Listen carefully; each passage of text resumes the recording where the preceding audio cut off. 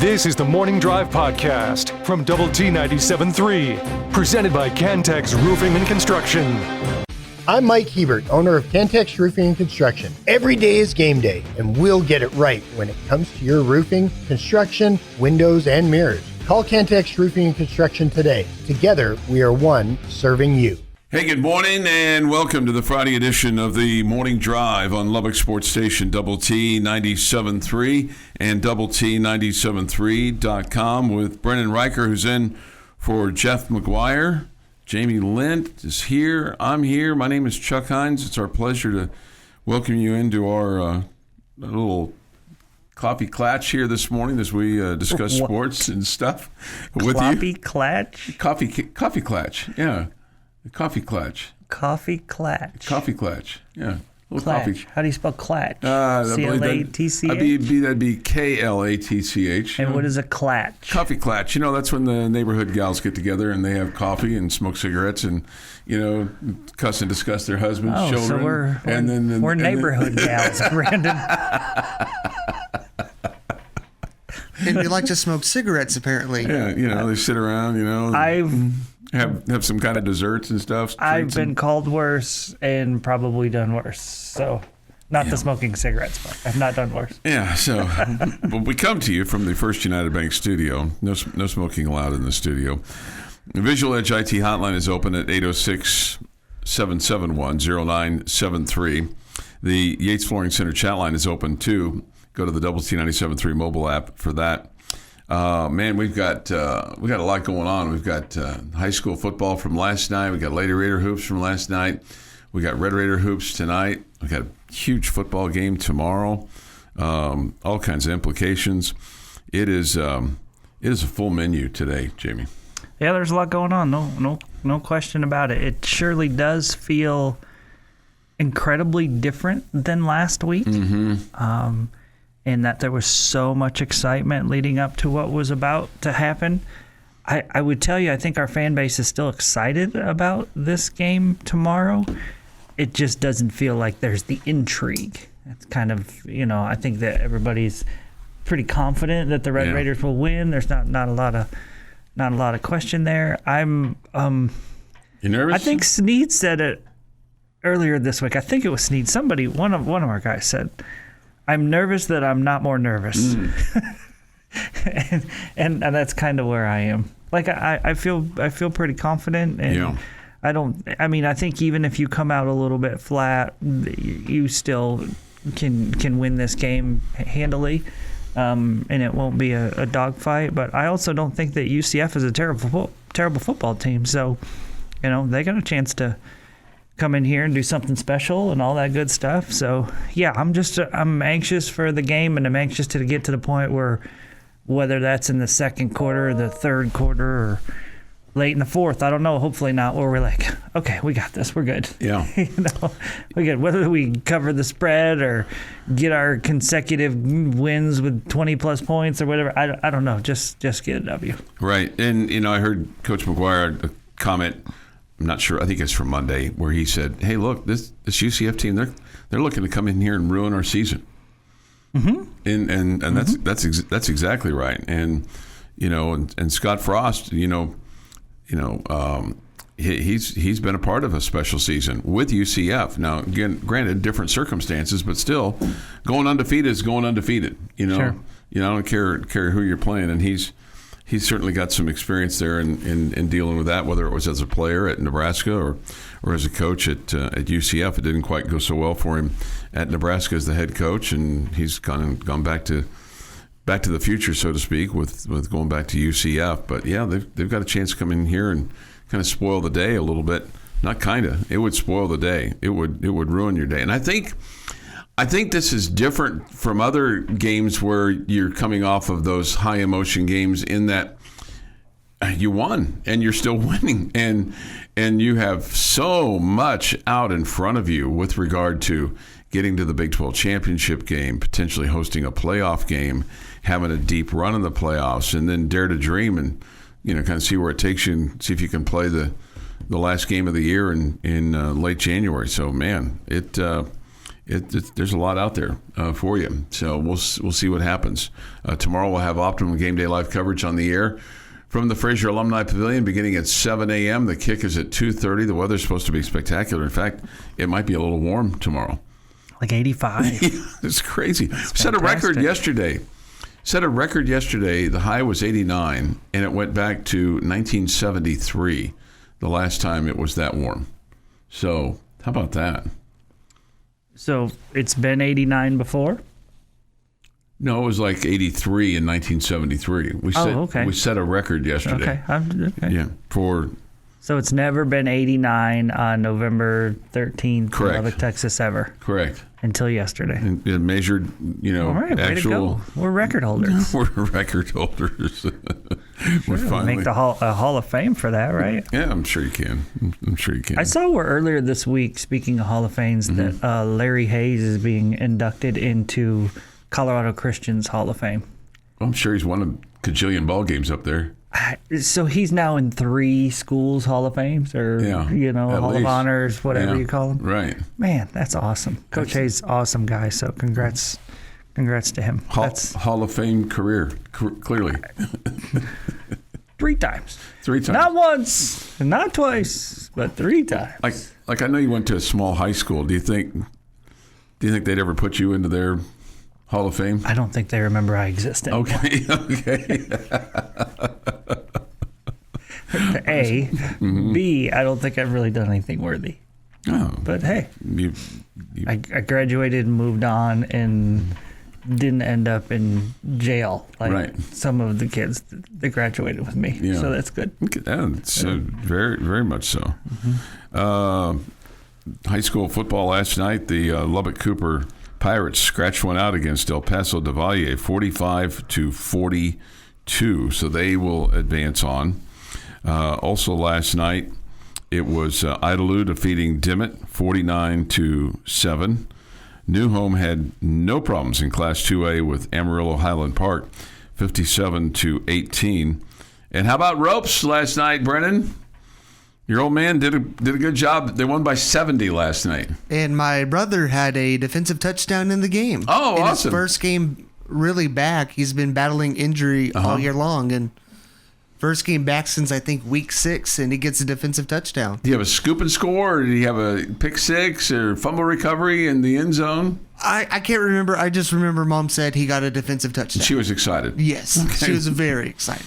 Well, 76-6 was the final last night for Ropes. Now we'll have lots of high school football on the air for you today. We've got Liberty and Monahans from Andrews. That'll be at 1:30 on 100.7 The Score. The kick's at 2. Friendship's playing at El Paso Eastwood. That'll be on Sunny 97.7. That'll be at 6:30 tonight as the Friendship Tigers look to advance. And Monterey is in El Paso as well to take on Americas. That's at 6:45 tonight on 93.7 The Eagle. Just getting started. Your daily dose of sports and fun. This is the Morning Drive Podcast from Double T 97.3, presented by Cantex Roofing and Construction. 6:15 this morning here on the Morning Drive. Good morning with Jamie Lent and Jeff McGuire. I'm Chuck Heinz. Just a couple other high school games that are going to be taking place tonight. Estacado is in action against Fort Stockton. They'll play the late game at Andrews. So we had speculated the other day about, hey, Liberty's playing at 2. They must have another game there. That's a doubleheader. And Estacado is the other team that's playing there tonight. Also in action is Slayton. They'll be playing Friona tonight in Littlefield. Slayton is 8-2. Friona's 3-7. And then Abernathy at 5-5 takes on Stinnett of West Texas, who's 10-0. That game's in Hereford tonight. So that sounds like a toughie for the Antelopes. And then Post is playing Panhandle tonight in Tulia. Both those teams are 8-2 on the season. We'll have a complete rundown of all these scores tonight on the West Texas Friday night postgame show that'll follow our coverage of all the sports, but that will get underway tonight at 9:30 on 100.7 The Score. And then, of course, tomorrow morning as part of Optimum Game Day Live, it's a Saturday morning quarterback from 7 until 9 a.m. Okay, so that kind of gets you up to speed on the high school stuff. So it's win or go home. And unfortunately for all the Lubbock schools, man, going home is a long ways if you lose tonight, right? Because Friendship's in El Paso, Monterey's in El Paso, Cooper's just getting home probably from El Paso, but they get to go to school today, or maybe and go. We won last night, 45-42. That's a good win for them. Better to go to school after a dub than an L. Yeah, right. Yeah, so for. Can't imagine there is anything that it's better to do after an L than a dub. Right. Yeah, so Cooper's now 7-4 on the season after that win last night, and Liberty takes their 9-1 record into action this afternoon. Little afternoon. That's really weird. Afternoon playoff football. It's just really weird. I mean, you see kind of afternoon baseball and stuff like that, but you don't think, hey, let's play a Friday afternoon. I think Choice told me it had something to do with Liberty and Monahans apparently thought they had the stadium locked up, and then they found out they thought they had reserved it, and then they found out that they were double booked. Oh, and so this is a game that they've already played this year, and Liberty beat them by like 50. Okay, maybe worse. Yeah, you got the schedule over there. I do. I think maybe they're just ready to be done with it. Let's get this thing over. Liberty beat Monahans back on September the 12th, 66-7. Yeah, and it feels like it was in the 50s to nothing in the first half. Yeah, okay. So they called the dogs off. They called the dogs off. So anyway, they're just everybody's hoping to get through this one, get out of Andrews. Monahans is 1-9 on the year.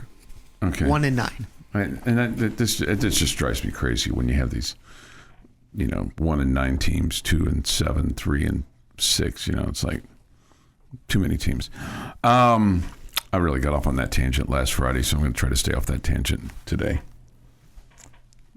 Just the way it is, there's going to be teams that get in with below 500 records. It's just part of it. I'm just going to try to keep my temperature down on that today. How about the Lady Raiders last night? They beat SMU 91-60. Look, I mean, SMU has 15 brand new players, but they had 8 Division I transfers. So it's not like they were like, hey, we're just going to kind of get our program started. I mean, they had real players out there, and Division I players, some of them from a couple of different schools before they found their way on the down to SMU's campus. And you get 26 last night from Bailey Maupin. Coach Gerlich told us after the game that she thought that was Bailey's best game as the Lady Raider. Yeah, she played terrific. Mm-hmm. She was aggressive early on. I think Nunez makes a big difference for her because, first off, she's a terrific passer. But second of all, she gets to play off the ball and just go run and spot up and do her thing. But Nunez does a great job of running the floor and then kicking out to shooters. And so I think Bailey is going to benefit from that big time this season. Usually that's Bailey bringing the ball up the court and, then looking to distribute to others, or at least it has been in recent years. Well, that's most likely not going to be the case this season. So. Yeah, and Sydney Love helps with that as well, but Nunez is the catalyst, no question about it. There's a difference. Nunez is really good at it. Absolutely. Yeah. But I mean, it's good to have somebody to spell her too. She had 6 assists last night, Hema did. 6 rebounds, too. And 6 rebounds, and drew 4 fouls. Also last night, Jalen Bristow had 20, and she was that's becoming a double-double for her. Is almost not necessarily routine because you only had 1 double-double last year, and you get 1 here last night, 20 and 10 for Jalen. That was her first career one, right? Yeah, I think so. Mm-hmm. And then Snetta Collins had 17 last night. She was 6 of 8 from the field and 2 of 3 from distance. She got dinged up and shoot around a little bit, and then there's a little bit of a question in my mind if she was going to play. I mean, they said she was going to play, and then she came out for warm-ups, and it didn't look that great, just because you have to kind of overcome that in your head and make sure that you're okay in the knee. And thankfully, it wasn't anything worse than just a little bit of a tweak, is what Coach Gerlich said after the game. But she played 20 minutes and got her 17. And man, getting those points off the bench like that has just been has just been massive. You had a 30-point quarter in the first quarter last night. You had a 27-point third quarter last night. So they go to 4-0. They beat SMU 91-60. They'll have another Power 4 matchup on Sunday. They take on Arkansas. They'll honor the Lady Raiders. They'll induct them into the Ring of Honor. That's the 1993 team that won the national championship. And we'll have the game for you on 93.7 The Eagle on Sunday afternoon. The tip is at 2 and our coverage at 1:30 on Sunday afternoon. So we'll see. And then they'll have one more game against Mississippi State, and then hit the road to Albuquerque and take on New Mexico. So it'll start getting tougher and tougher and tougher. But they are fun to watch. So hopefully that continues as we get deeper into the season. We definitely have more scoring options this year, and Nunez is going to make everybody better as a scorer. There's no doubt about it. Whether it's Maupin or it's Bristow or Fritz, I think all of them are going to pay dividends. And Snedda Collins is just a straight up scorer, and she's going. Last night she scores 20 or 18 on 8 shots. Yeah. Okay, so she is efficient and she is effective and dialed in, long and lanky and all that good stuff. So they're definitely better on offense. Just the question is, when you get to playing real basketball teams, what can you do in the post? Because that to me is a major question, and you're just not blessed with a lot of size. Yeah. And so the question is, can you handle teams who have an inside game? And can you get a little bit of scoring to keep defenses honest against what you have around the perimeter, which I think is a really good group of guards that can score the basketball, and it really at all 3 levels. So you just need that inside-out game, and that's the one question right now. But there's no doubt that this is a much better offensive unit than we've seen in recent years. The years of having 8-point and 6-point quarters, I think long droughts. Yeah, I don't think that's gonna happen very often. I'm not gonna say it's never gonna happen, but I don't think it's gonna happen very often this year, because you have girls that can really score. And Jalen Bristow is just playing with so much more confidence than she did last season. No doubt. She's a completely different person. Love seeing it. Yeah, and her confidence is growing, and they kind of feel like it's the tip of the iceberg for her. But yeah, you're exactly right. She is. It's night and day, and maybe the difference is just not having somebody in front of you that's a volume shooter. So that seems to be a big difference for her, and she's worked on her game and gotten stronger too. The Morning Drive podcast from Double T 97.3 is presented by Cantex Roofing and Construction. Coming up at 7, we'll continue our Texas Tech football conversation. And we haven't really got a whole lot yet on that, but we'll get to it. This Day in Sports History is at 6:45 this morning, and we'll just continue to take your thoughts and comments on the Yates Flooring Center chat line. Good morning with Brendan Riker and Jamie Lent. I'm Chuck Heinz, and take your thoughts, comments, Yates Flooring Center chat line, Visual Edge IT hotline. I was going to get to this, but just I'll go ahead and just read this text because I think it's craziness. The 365 Sikkim podcast said yesterday that Baylor is institutional chaos. How weird, bizarre. I don't know what's going on, but one day Mac Rhodes is standing in front of everybody saying, yeah, Texas Tech needs to score more in the red zone. And several days later, he's like, I'm just going to step aside take a leave of absence. When you take a leave of absence as an athletics director, I think that they just said, why don't you go ahead and clean all your stuff out too so you don't have to come back? I would be very surprised, yes, if he is back at that job. Just a lot of I did not know about the initial incident that happened before the Baylor-Arizona State game, where he grabbed a player, grabbed an assistant coach, yelled and screamed at an assistant coach in front of his family. Just sounds like a guy that was, just was off his rocker a little bit. Mm-hmm. And now the reports of him being on leave say that it has nothing to do with that. Right, that there's something else. There's something different. It screams to me. I have no knowledge, or so maybe it's wrong, but if I'm guessing, it almost feels like there's an alcohol problem or something to that effect. That's what it kind of feels like.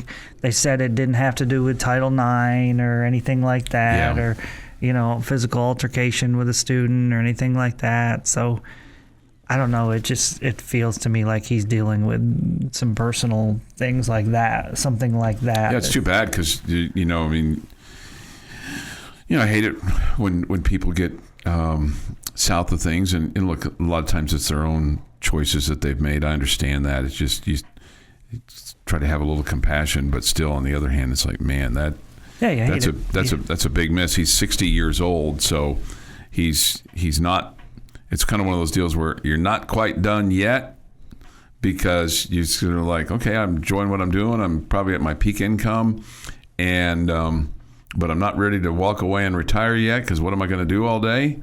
And now he's like, oh, I'm going to have to reinvent myself a little bit at 60, which is, I think, really, really difficult to do. Probably so. That would be my guess. And he just turned 60. I'm sure that probably there's someone saying, well, he's probably got plenty of money he can, but still, I mean, it's your career, it's your life's work. You're in a big position there, and so that's just bizarre.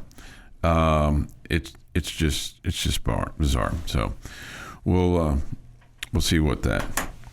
Let's see. Somebody's asked about Behren Morton. Behren Morton. It's Brendan Riker. Behren Morton. Does Morton play the last two games, or did he go through the motions to play a few series to keep him healthy? I think they're playing him until they get a lead that's comfortable enough. At least that's what it sounded like from Coach McGuire yesterday on Double T 97.3. That hey, he's going to hopefully get him out of there quickly. Yeah, I think you said it until they're certain they don't need him anymore. I think that he's in the game. Yeah. You gotta win these last two games, and you're not taking any chances. And so I think you're going to, you're going to play Behren and hope that you. And maybe that means, I don't know if this is the case or not, Chuck. Does it affect the way you call the game, the way you attack early on, the way you maybe, you don't settle for a field goal on 3rd and 3 at the 20 and you say, 4th and 3 at the 20 and say, we're going to go for it, okay? That's a good because point. we want to get ourselves a big lead here, and so we can get Behren out of the game. I don't know. I don't have any idea if that affects you or not, but I do think you would like to jump out to a sizable lead. So somewhere early in the third quarter, you could say, okay, we got this, and we can play Mitch Griffiths. Yeah. That would be my guess. Yeah. That would be like the perfect scenario. I don't think they're going to yank him up 28-0 early in the second quarter. If that was the case, I think it's got to get well, and it's got to get halfway through the third quarter. Yeah, that's kind of what I was thinking. As soon as you said that, I'm like, I'm thinking maybe halfway through the third quarter. The latest availability report shows the probables is Lee Hunter, Behren Morton, John Curry, and Jacob Rodriguez. All four of those guys are going to play. The guys that are out include T.J. West, Roy Alexander, and Hunter Zambrano. Zambrano, now they're going to try to get a medical red shirt for him for this year. He's only played in a couple of games. Leighton Stone is still out, and Skylar Gill-Howard is still out as well among those. So, yeah, you just hope that you can kind of get in there and take care of business and be efficient with it. I think they're going to run the ball a lot tomorrow. Just kind of pound it down them. And maybe the defense can help you out a little bit and say, all right, we're going to pick up a touchdown here or there. Or feel free, Jacoby, to run something back, like you did. Any of that. Any of that, scoop and score, pick six, any of that kind of stuff that can get you. So what would make you feel comfortable midway through the third? Is it 21 points? Midway through the third. Is 21 enough for you? Probably not midway through the third. Beginning of the fourth, 21 would be enough for me. Okay, so what's the number midway through the third? Is it 28? Is it an extra Probably touchdown? 28. Okay, yeah. Who cares what he did? Chuck still blames Dave Aranda. I don't think I've ever blamed Dave Aranda for anything. There's other guys that I blame for stuff, that's for certain, but not Dave Aranda. So I don't know. And it'll be interesting to see what happens with him now, right? Yeah, no doubt. He's going to have a new boss, and are they going to say, well, we're ready for ready for something different here in Waco. Big 12 football games this weekend include Arizona and Cincinnati. That's an 11 a.m. kick. So we'll probably know the result of that game, or pretty close, by the time the Texas Tech game kicks off between those two teams. And then also at high noon, it's Arizona State and West Virginia playing in Tempe. And then tomorrow night, number 13 Utah plays at Baylor. And then late tomorrow night, TCU plays at number 12 BYU. So lots of compelling games that could have Big 12 championship game ramifications. I hope so. I am in the boat that I don't think there's going to be any that are great games. But I would love for Utah and Baylor, or TCU and BYU to be good games. Okay. But I really want both BYU and Utah to win, though. This is the Morning Drive Podcast from Double T 97.3, presented by Cantex Roofing and Construction. Hey, good morning. It is the Morning Drive on Lubbock Sports Station, Double T 97.3 and Double T 97.3.com with Jamie Lent and Brennan Riker, who's in for Jeff McGuire. I'm Chuck Heinz. Thoughts, comments, Yates Flooring Center chat line, Visual Edge IT hotline, both are open. Hotline number is 806-771-0973. You can go to the Double T 97.3 mobile app to participate on the Yates Flooring Center chat line. If you have a score, prediction, thought, you can hit us up there. We come to you from the First United Bank studio. So lots of sports going on today with Liberty and Monahans playing high school football at 1:30, the kick at 2. And that's on 100.7 the score. Friendship will play tonight in El Paso against Eastwood. That's a 6:30 broadcast time on Sunny 97.7. 7 o'clock, the kick tonight from El Paso. Also from El Paso tonight, it's Monterey taking on Americas. That'll be at 6:45 on 93.7 The Eagle, and then 7 o'clock for the kick. And then at 9:30 tonight on Double T 97.3 and 100.7 The Score, it's the West Texas Friday night postgame show. So all the scores and stuff that you want and need to know, and maybe even some things that you didn't know that you needed to know, will be there too. Okay. Mm-hmm. So they'll fill your bucket up with that stuff. All right. Over the last 52 years, twice you've won 11 games. Man, that's crazy when you think about it. In 1973, you went 11-1, 6-1 in the Southwest Conference, winning over Utah and New Mexico, then losing to number 14 Texas, and then nothing but wins after that. You had a non-conference game with Oklahoma State in Stillwater. That's wild. Mm-hmm. And then you had a home win over A&M, a road win at Arizona. How odd is that? Now they're a member of the Big 12 conference. You also had a home win over Utah to start off the season on September the 15th. Well, that's crazy how late the season started back in those days, right? September 15th. September 15th, right? Mm-hmm. By this time, you'd be like 3 games in. They also had wins over SMU and Rice at TCU, Baylor at Arkansas, and then the bowl game defeating Tennessee in the Gator Bowl. So that was 1973. That 11-1 team. In 1976, you won 10 games, including Colorado, now a member of the Big 12, at New Mexico, at A&M, at Rice, win over Arizona in 1976, and then also Texas at TCU and SMU. You had a loss at Houston, and then a loss to Nebraska in the Bluebonnet Bowl. I used to love the Bluebonnet Bowl. Oh, yeah? Yeah, just because it was New Year's Eve. It'd be kind of, early in the evening, would come from the Astrodome.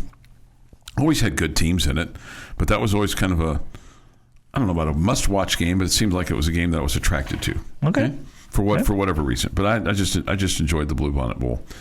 So that was 1976, in which you went 10-2 and 7-1 in the Southwest Conference, and then, man, it was pretty dry until 2008 in terms of getting to double-digit markers there. And in 2008, and remember, in these years, you had 4 non-conference games. You played Eastern Washington, at Nevada, SMU, and Massachusetts.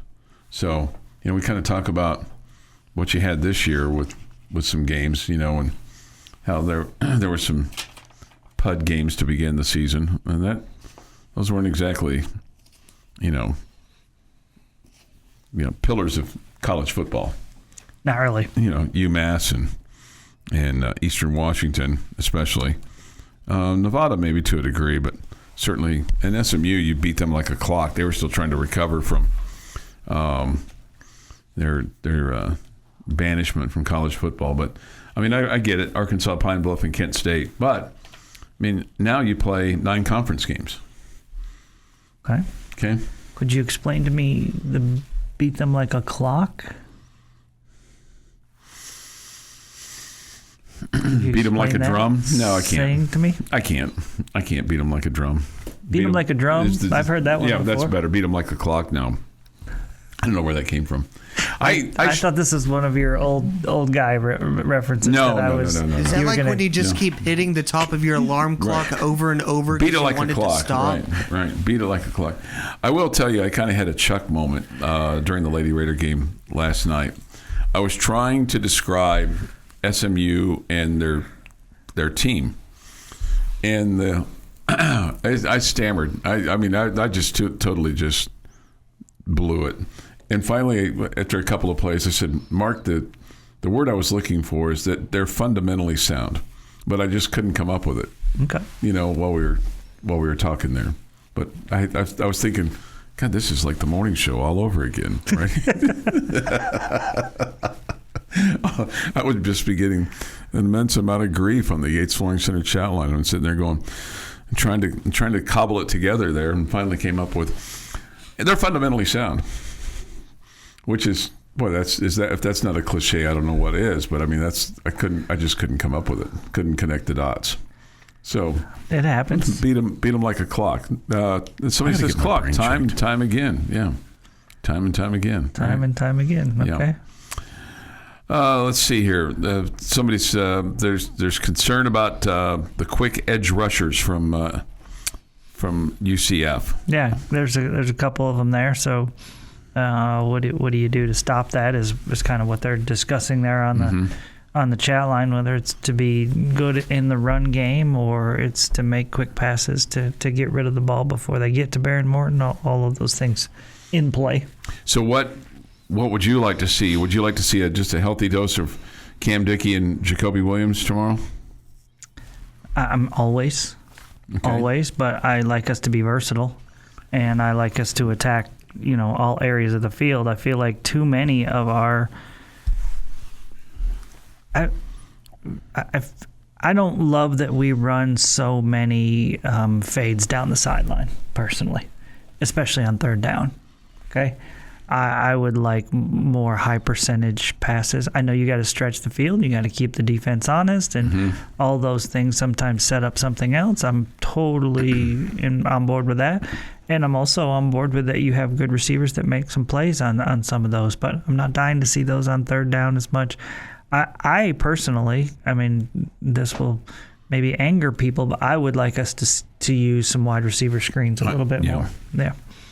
Yeah. Especially when Carlos Miller is in the game and you can get him out there as a blocker. My question, that will also slow down edge rushers. My question for you is: Do you think that's a pass that's hard for Behren to throw right now with his injury in terms of being able to plant and throw it that far across the field? Yeah, I don't know if that's the case or not, but if that is the case, well, then Behren needs to go to a different receiver. Yeah. The Morning Drive podcast from Double T 97.3 is presented by Cantex Roofing and Construction.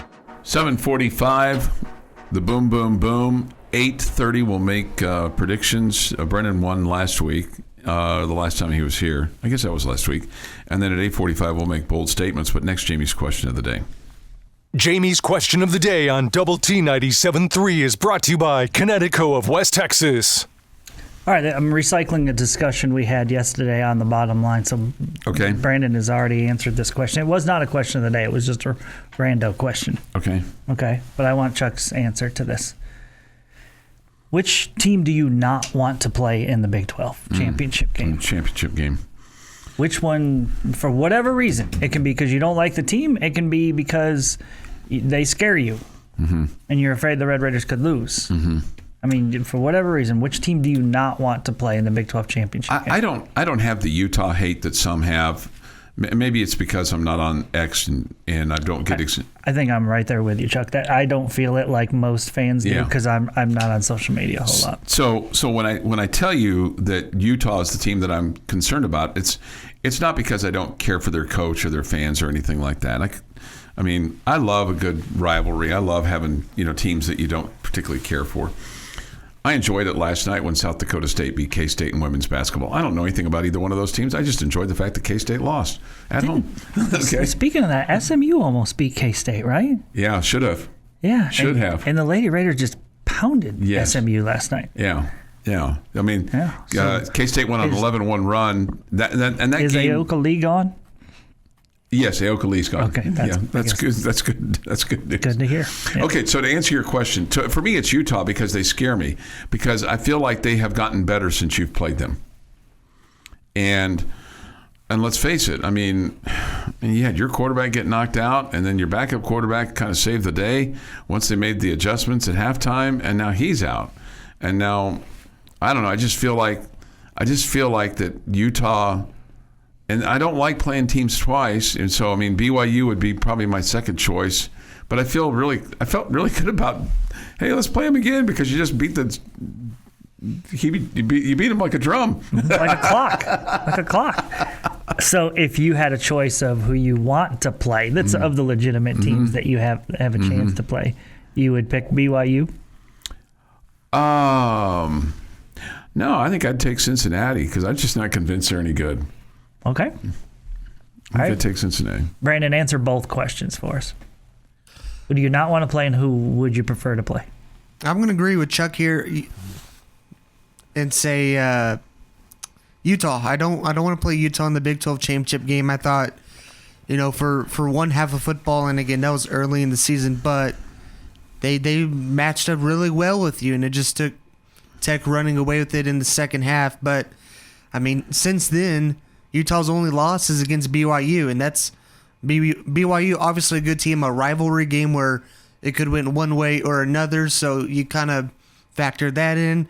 And like Chuck said, they're kind of gaining steam here. And look, if you look at the stretch of their next 3 games, they can continue to go up that mountain and continue to escalate into the postseason if they can get to the Big 12 championship game. So Utah is a team that I'm definitely nervous about playing them again with your quarterback situation.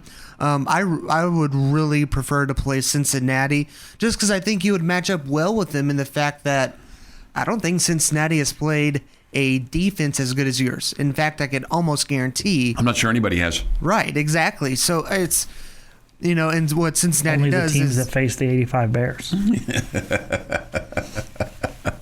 Other than that. True. Other than that, I think you would match up well in the fact that you'll be able to stop them defensively. And then I don't know if they'll be able to stop you on offense, even if you do lean on a heavy run game that late, into the season with whatever's going on, whatever happens between these next 2 games with your quarterback situation. I think you match up better with Cincinnati. Plus, I think if it was Cincinnati, the ratio of Tech fans to Cincinnati fans would be unreal in Arlington. Because I think Utah travels well, BYU travels well. Cincinnati fans, I think they travel relatively well, but, I mean, Arlington's right there. They don't fill their own stadium, and they're right there. I mean... I think Cincinnati does a good job filling their stadium. I mean, but it's not much. I mean, it's not 60,000. I remember seeing a clip when they went to Notre Dame a couple years ago, and half of Notre Dame Stadium was red. Now, granted, Cincinnati to South Bend, Indiana, is relatively close. Yeah. But I think that's a fan base that if they find a way to get to the Big 12 championship, they'll get some people there, but I still think your crowd will be... Your crowd's going to be massive. Yes. Massive. Absolutely. No question about it. Chuck, did you also enjoy that Brennan said going up the mountain and escalating right afterwards. I thought that was really good. It was really good for Brendan. Nippert Stadium holds 40,000 people. Okay, so I am with you guys. Utah is the team that I do not want to play. I'm with Chuck in feeling like they're a better football team than they are now. That being said, I still think that you're way better than they are, just like you were the first time. The team that I do want to play is Arizona State. If they found a way in, they don't have Sam Leavitt, okay, which is a game changer. They have a one-dimensional quarterback. He just is not that much. One-dimensional is probably too much, but he's not a great passer. He's a great runner, and I have confidence that our defense could handle that, making him really one-dimensional. Mm-hmm. I want the revenge against him. That was the one team that beat us, and I'd love to play them on a neutral site and just put it on them. I also think their fan base wouldn't probably show up as much because they were just there a year ago. They know that they would be playing, against our A team, and they don't have their quarterback. They know the odds of them winning wouldn't be very good. So I bet you would dominate that stadium. Last year's Big 12 championship between Iowa State and Arizona State, there was hardly anyone there. It was a very empty stadium. Yeah. It was a poor you went, showing. Right? Yes, I did. Yeah. Why did you go? Well, we had bought tickets well before because we were like, hey, Tech has a chance. So we bought the tickets. And then when Tech was out, we couldn't sell them. No, because no one's going to watch Iowa State and Arizona State in Arlington. Except me and a couple of buddies. We went. He just wanted to return to the scene of the crime for his state championship exploits. I got you. There's still a chalk outline right there on that guard line where that happened. Where that happened. The police tape is still up. They have not cleared the crime scene yet. you and Danny Amendola's dad both had had rough days there. Man, that was a rough day for Mr. Amendola. Your daily dose of sports and fun. This is the Morning Drive Podcast from Double T 97.3, presented by Cantex Roofing and Construction. 8:15 this morning here on the Morning Drive. Good morning with Jamie Lent and Brendan Riker. I'm Chuck Heinz. We'll make predictions coming up at 8:30 with upon further review. We have Texas Tech and UCF tomorrow. Haven't seen your prediction yet. You can go to doubletsportsnetwork.com and see all of our write-ups and predictions and things along those lines. But you don't think this is a close game tomorrow, do you? No, not unless the Red Raiders really come out flat. But no, I think the Red Raiders should win this game. Not in a blowout, but decently handily. Okay. Yeah. I've got 35-12. 35-12. Okay. And we're all kind of in that general mark there. Let me ask you this. Let's just say for whatever reason it's 27-17, 24-17. Will you be disappointed by that? Yes. Yeah, I'll be disappointed. Okay. Just because it feels like that would mean you really... I would understand a little bit in the realm that, okay, just coming back from that high that you had last week. Sure. It was hard to get up for it. You've been so good at not doing that under Joey McGuire, in my opinion, for the most part. So I think that would be great to see you continue that trend. But, yeah, I'd be a little bit disappointed. But ultimately, if you won, I wouldn't be devastated. Yeah, because I think the most critical thing tomorrow is getting your quarterback out of there healthy. And get a win. Yeah, and get a win, right? Yeah. And get a win. But I mean, when I say healthy, how about no more worse for the wear than he already is? And Coach McGuire said last night, he said, Behren told me he's feeling better than last Thursday. Okay, okay. I'm not gonna question him on that. But I mean, what do we all say when we're not, when people are questioning our health? Oh, I feel better than I did the other day. Right. Okay. Especially if you're trying to, if you've got something going on or you're working or whatnot. I mean, you are not one, nor am I, to miss work for the sniffles. And a lot of times you won't even know that you're not even feeling good. But if somebody says to you, hey, Jamie, you feeling all right? Yeah, I feel fine. I'm better than I was yesterday. Right? That's generally the reaction. And they have said that he is tough as nails. Nobody has ever questioned the toughness of Behren Morton. And really, frankly, what they've said more than anything else is you got to kind of keep him from hurting himself.